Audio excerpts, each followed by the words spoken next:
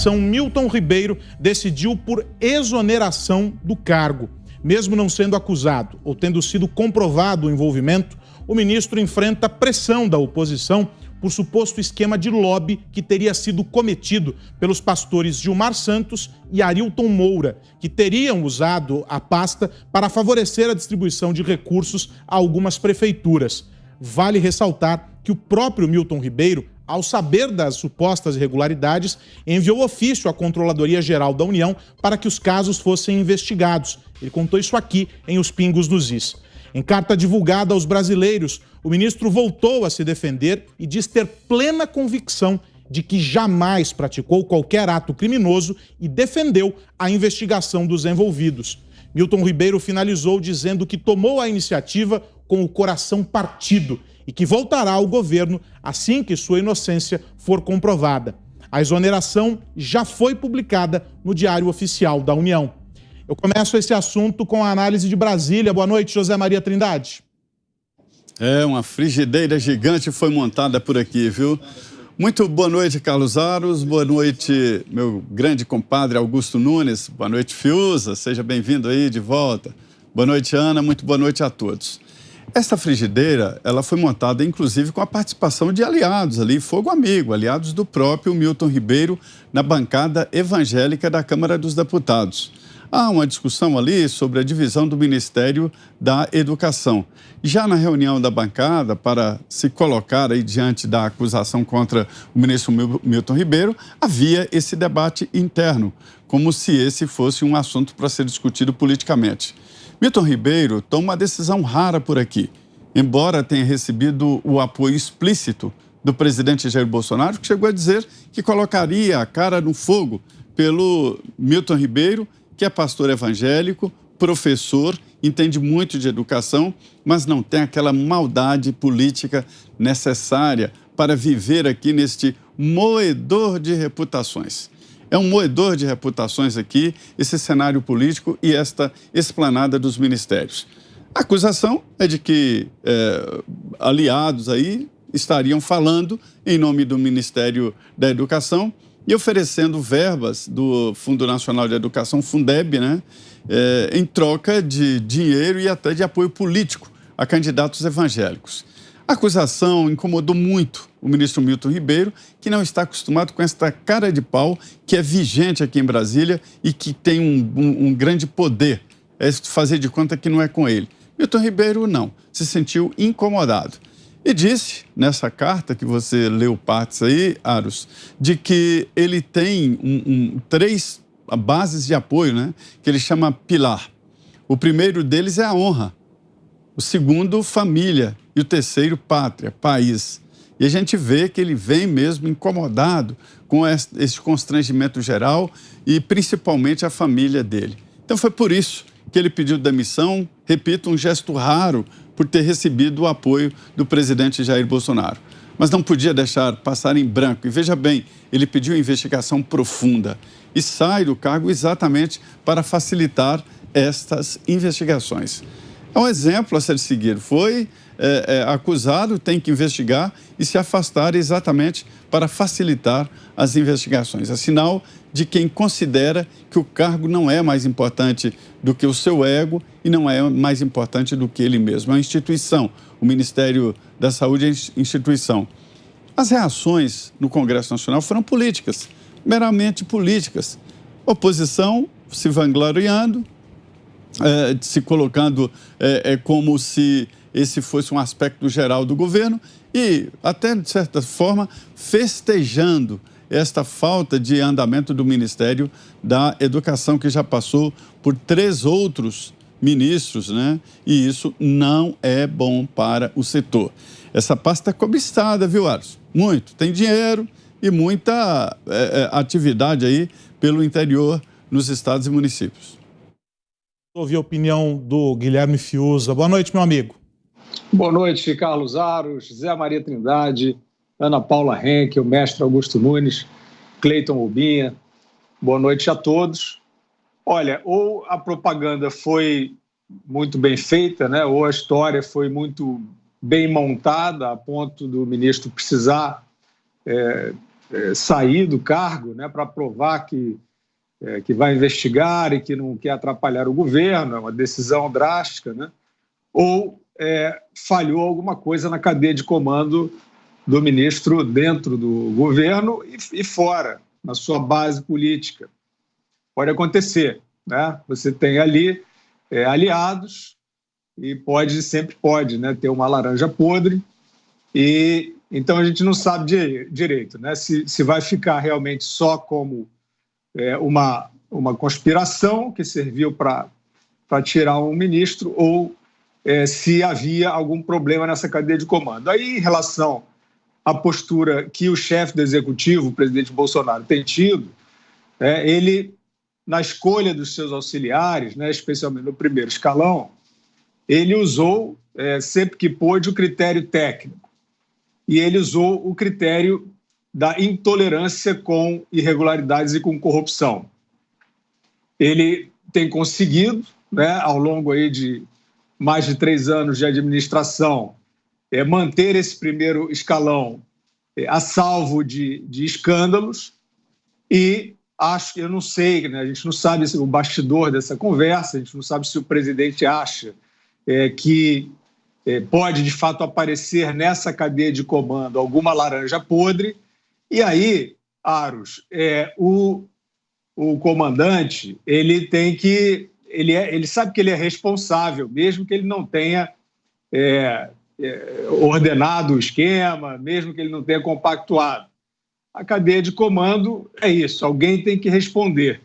Então, a saída do ministro, com o tempo a gente vai entender se foi de fato, né, se ele foi de fato vítima aí de uma propaganda conspiratória ou se havia algum erro nessa cadeia de comando. O importante é que o governo federal continua podendo dizer, entre erros e acertos, por exemplo, na área da educação tem erros e acertos, toda essa questão da postura através da pandemia, o MEC demarcou algumas posições, mas poderia ter sido bem mais incisivo em relação à demagogia que se fez sobre o funcionamento de escolas no país todo. O próprio ministro Milton Ribeiro não foi muito incisivo em relação a isso.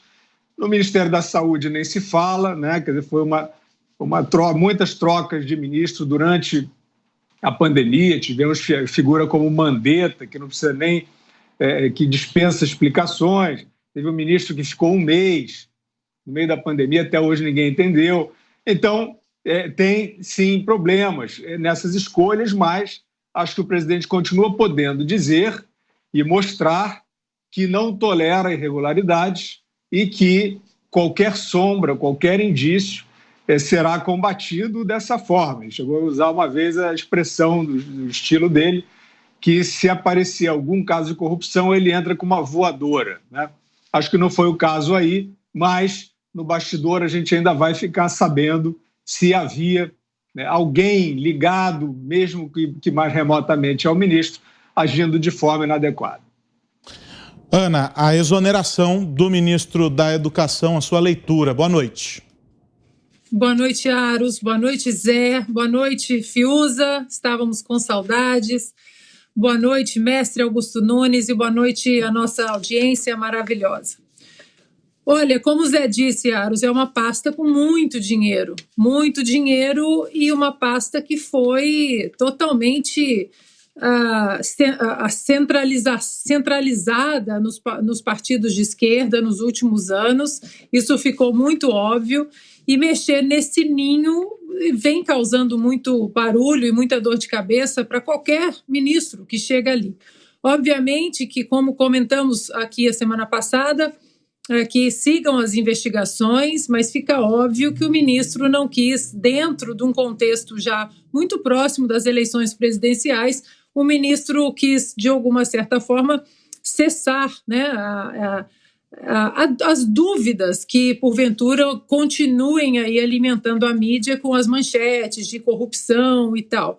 Então, eu acho que, nesse ponto, o ministro, ele quis fazer, eu acredito que ele quis fazer o que esse ministério tem feito, fechar essas torneiras aí, dessas falácias e dessas narrativas, né? Mas eu acho que esse tipo de premissa do consórcio, né, como diz o Fiuza, acho que ela vai seguir até as eleições, né, como nós vimos aqui nos Estados Unidos. Foram 4 anos, e principalmente os meses ali que antecederam a eleição presidencial de 2020, até fogo amigo contra Donald Trump foi encontrado, né, foi visto, depois revelado em 2021. Então, eu acredito que isso vai acontecer também no Brasil, né? É uma oposição histérica, a gente vem falando isso aqui há muito tempo, nada propositiva, né? Que demonstram uma imaturidade, uma infantilidade enormes, nada propositiva. Então, isso vai acontecer. Agora, o que mostra também, Aros, dentro desse contexto todo, é a necessidade que nós temos de descentralizar algumas pastas, principalmente a pasta do esporte já era assim, do Ministério do Esporte, que graças a Deus não existe mais, né? Aquilo ali era um tentáculo de corrupção perfeito. Foram anos vendo o esporte aí sendo submetido a vários esquemas de corrupção. E a pasta do Ministério da Educação é a mesma, eu vejo com os mesmos olhos. Uma pasta muito convidativa para você centralizar o poder. A gente tem que começar a descentralizar o poder, fazer a cadeia de comando do Brasil de dentro para fora, os municípios com mais poder, os estados com mais poder, e Brasília como uma última fonte, né? Inverter a pirâmide. A nossa pirâmide é muito grande lá em cima, é muito grande em Brasília, isso em todas as pastas. Então, esse evento acho que traz também essa reflexão para que dentro das nossas reformas aí, para um governo menos centralizado, a gente começar a desmembrar alguns ministérios, diminuir alguns, extinguir alguns, mas desmembrar alguns ministérios para que o poder fique mais perto do povo. Augusto, e a sua análise? Boa noite, com o meu amigo Carlos Aros, boa noite, compadre Zé, minha querida parceira Ana Paula. Fiuza, já estávamos com saudade aí do meu irmão caçula. Boa noite a você que nos acompanha. Seria até divertido, se não fosse repulsivo, ver o PT fazendo acusações, né, de corrupto, acusando de corrupto, um governo que não se meteu em nenhum caso de corrupção desde o primeiro dia. Não há mais a corrupção institucionalizada que existiu durante os 13 anos de governo do PT. Era um escândalo por dia. A gente, naquela época, o consórcio, aí, como diz o Guilherme, publicava, né, com a discrição esperta, né, que o caracteriza, e o consórcio publicava os casos que surgiam, que era impossível não tratar deles. Mas o partido que fez o Petrolão começa agora a enxergar a corrupção, né, diante da qual ficou cego durante 13 anos, repito. A decisão muito boa do ministro e do presidente, nesses momentos, tem que se afastar o acusado e depois de comprovada a inocência, ele volta ao governo. Foi assim, é uma lição política elementar, né, e antiga, mas eu só vi um presidente aplicá-la, que foi o Itamar Franco, no começo dos anos 90. O chefe da Casa Civil, Henrique Argrives, foi acusado de envolvimento em casos, irregularidades, crimes. Ele se deixou o cargo, fez-se a investigação e foi comprovada a inocência. Ele voltou. Como diz o ministro, depois de comprovada a inocência, ele volta ao cargo. É assim que tem que ser para tirar esse instrumento usado com o cinismo habitual pela oposição. É assim que tem que ser.